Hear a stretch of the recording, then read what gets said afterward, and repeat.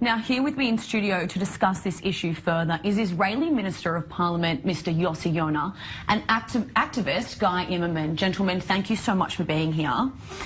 Now, Mr. Yona, this law was a slap in the face for the LGBT community. How is your party planning on fighting it?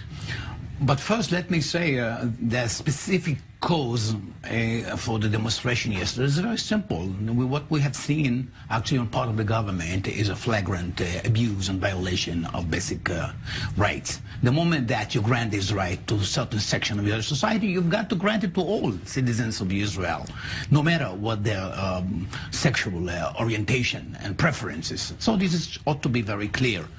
And now, as far as we're concerned, the labor union, of course, we're going to argument its struggle against the government, backing the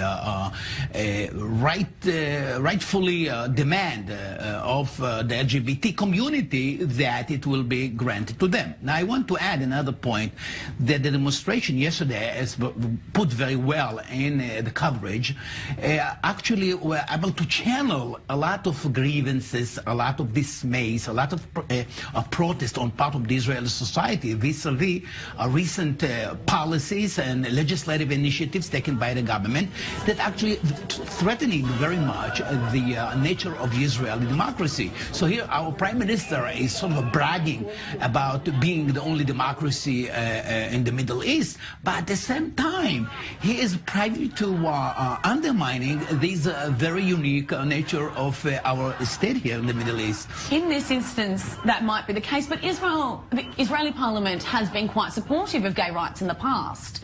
Why is it different this time? Well, you're absolutely right about that. The disagreement and the dispute was mainly vis-a-vis the surrogacy right. And it seems that the ultra-Orthodox parties were not willing to give their even an informal consent to this right granted to the LGBT community. And it seems that the government, specifically our Prime Minister, as was shown earlier, at the past, he said that he's supportive of that. So it seems, I mean, it's not that it seems, it is the case that the LGBT community felt that it is a betrayal. They are. Why did he renege? Exactly right. It is discrimination. Guy, I want to bring you into the conversation because I want to know first, how does it affect the LGBTQ community? Well, yesterday was a historic day for the LGBT community and the entire state of Israel, actually, with the entire community going on strike all at the same time together. Tens of thousands of people hitting the streets, protesting nationwide, and of course, the big demonstration with over 80,000 supporters. And it wasn't just the LGBT together, community. Not only them, all calling together for full civil equality in Israel right now. Give me some examples of how the surrogacy law, how important it is. Well, of course it's important, but I think we're past that point at this moment. I think what we've realized is that the LGBT community is no longer just a community.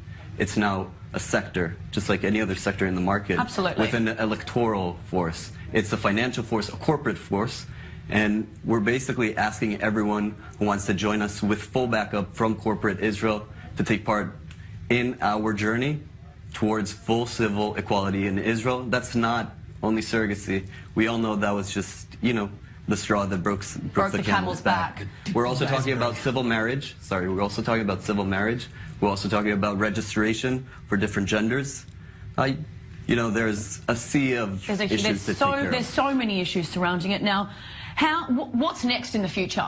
What can we see? How is this going to change? Or how are we going to get around this? Well, this whole thing only started last week, and with a bunch of very, very talented and hardworking people, we brought together this humongous, unprecedented civil movement. I would say that this is a great opportunity to take advantage of your platform in English and send our message out to our friends and allies overseas and across the world to take part and endorse us. Watch how we're going to change the face of our government and the face of our society. And Mr. Yona, will these protests impact the law?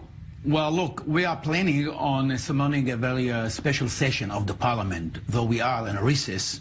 But we're going to force the government to hold a special session in the parliament, bringing up again this issue, and we will not let the government avoid this, sort of an integral part of Israeli society.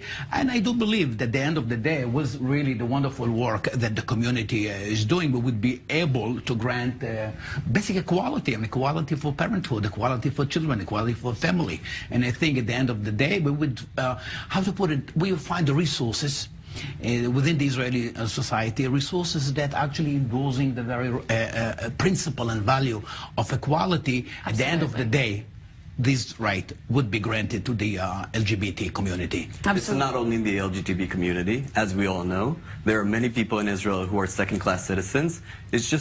It's 2018. I think we can all agree that time for everyone needs to unite. Right. I totally agree. Right. Guy Immerman, Mr. Yossi Yona, thank you so much for your time. We are going out for a short break now, but up next...